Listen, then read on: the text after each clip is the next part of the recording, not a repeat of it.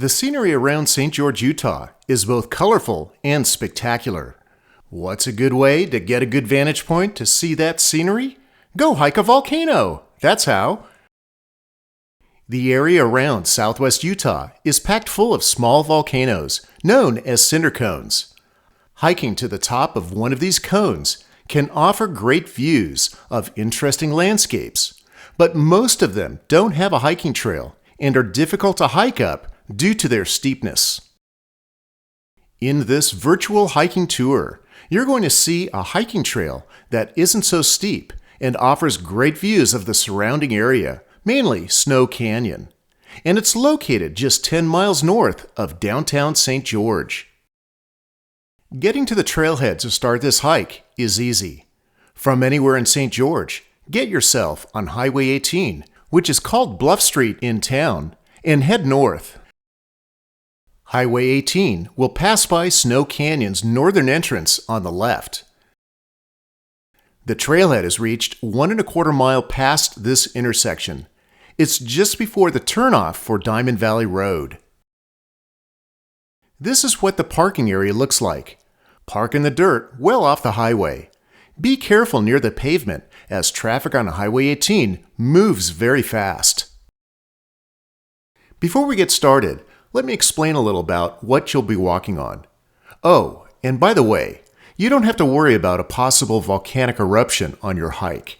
This cinder cone has run out of gas, and I'll explain that in a moment.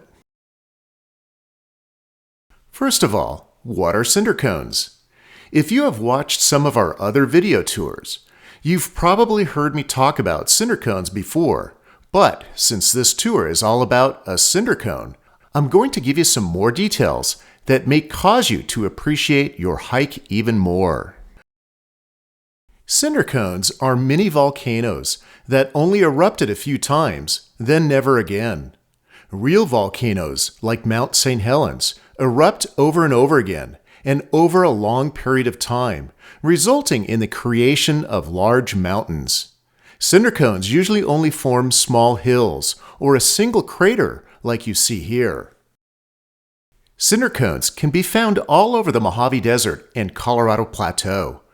Often, they are created from fractures in the Earth's surface, such as nearby Hurricane Fault, where molten lava was allowed to creep up to the surface and erupt, becoming lava. Cinder cones are created from pockets of magma that were not very large. They usually erupt only once or twice, until the magma pocket is empty and the resultant lava flows to lower elevations, then dries to form basalt.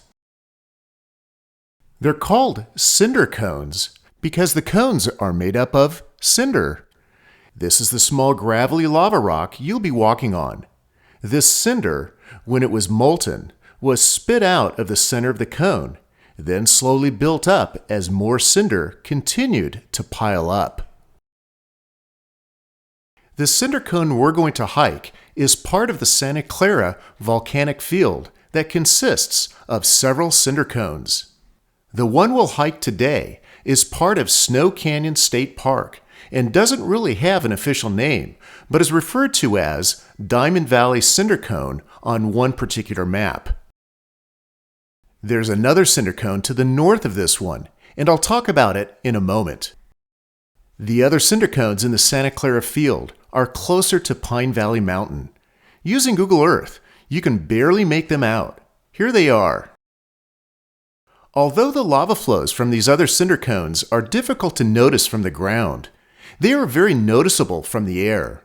These flows are much larger than those created by the cinder cone we'll be hiking and went all the way into St. George and even across Interstate 15. There are a couple of ways to tell the age of a cinder cone. One is by comparing the color of the lava flows. The larger flows that reached St. George have a more brownish color and are older as opposed to the stark black color of the smaller, younger flows from the cinder cone we'll be hiking on today, as well as the one just to the north of us. Another way to compare the ages of the cinder cones is by the level of erosion that's taken place. The cinder cones closer to Pine Valley Mountain are barely recognizable and no longer have their distinctive conical shape. This tells us that they have been exposed to erosion for a longer period of time as compared to the younger, more intact cinder cones like the one we're hiking and the one to the north. Geologists estimate that our two cinder cones erupted in the last 10 to 20,000 years, whereas the older ones erupted around 1 million years ago. That's a significant time difference. Whatever the number of years, there's one thing that's certain. Eruptions occurred here over and over again in the past few million years that have left dozens of basalt flows around the St. George area, all looking slightly different from each other. If many eruptions occurred in this area in the past, will there be any future eruptions? You can bet on it.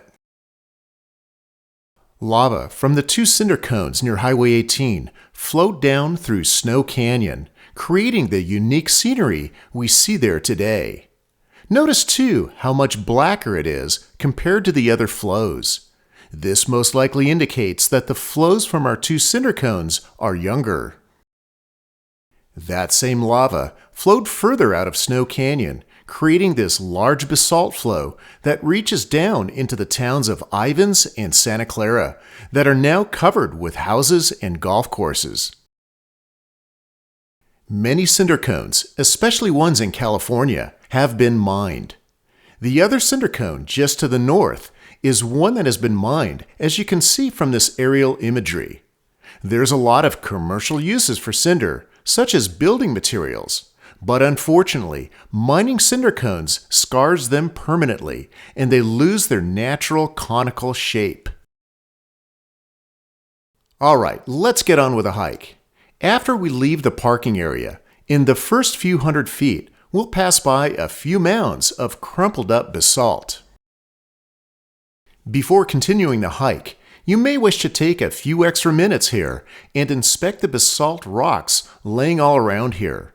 They're quite different than any other rock you've probably seen in the past. Take a close look at some of them. In many, you'll find that they once had bubbles of gas inside of them, which gives them the texture you see. It's what makes Mother Nature quite the artist, and looking at all the patterns and textures in these rocks can be quite mesmerizing. All along the trail to the top of the cone, look for basalt rocks that are partially covered with patches of different colors. These are rock lichens. Lichens are organisms, like a small plant, that grows on certain rocks. They really like mineral-rich basalt rock, and is the reason why you see them here. These lichens live by slowly digesting various minerals in the rock. The story behind lichens is very interesting, but beyond the scope of this video. The older trail, which you can still make out, used to climb the northern side of the cone. We're going to climb a newer trail that goes around the other side of the cone and makes the climb to the top much easier. Whether it was climbing this old trail or hiking the trail we'll soon be following, be careful about one thing: cinders. As the name implies, this cinder cone is covered with them.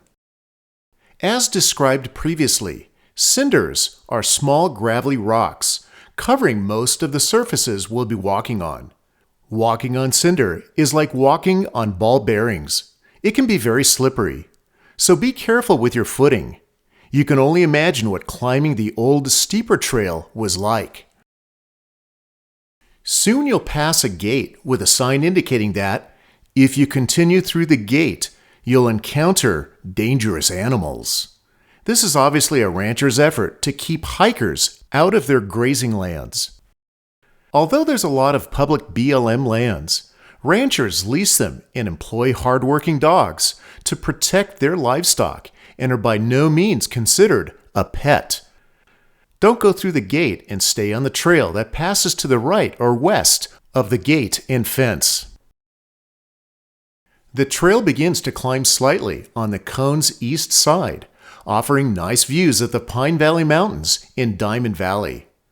As the trail summits a saddle on the south side, the switchbacks up the cone begin. These are the latest additions to the trail made by the BLM in the state park. When you get to the summit, you'll have fantastic views of Snow Canyon and the surrounding area. If you continue, now going downhill, and to the north side of the crater, you can then climb down into its center. This is what walking into the center of a volcano looks like. By the way, I walked the rim of the crater in a clockwise direction. I found that it was easier to climb the crater's eastern side. Return back to the trailhead by reversing your route back to the very top of the crater and down the south side, following the same route we used to climb up. If you end up hiking around the rim of the crater, the entire distance from the trailhead is approximately 1 mile, meaning that the total round-trip distance of this hike is about 2 miles with an ascent of 400 feet. We hope you enjoyed our hike and visit to the Santa Clara Volcanic Field. It's certainly a great way to get introduced to volcanism on a miniature scale and might get you interested in more of the geologic splendor and scenery that can be enjoyed around the St. George area. Until our next virtual traveling experience, we bid you happy exploring.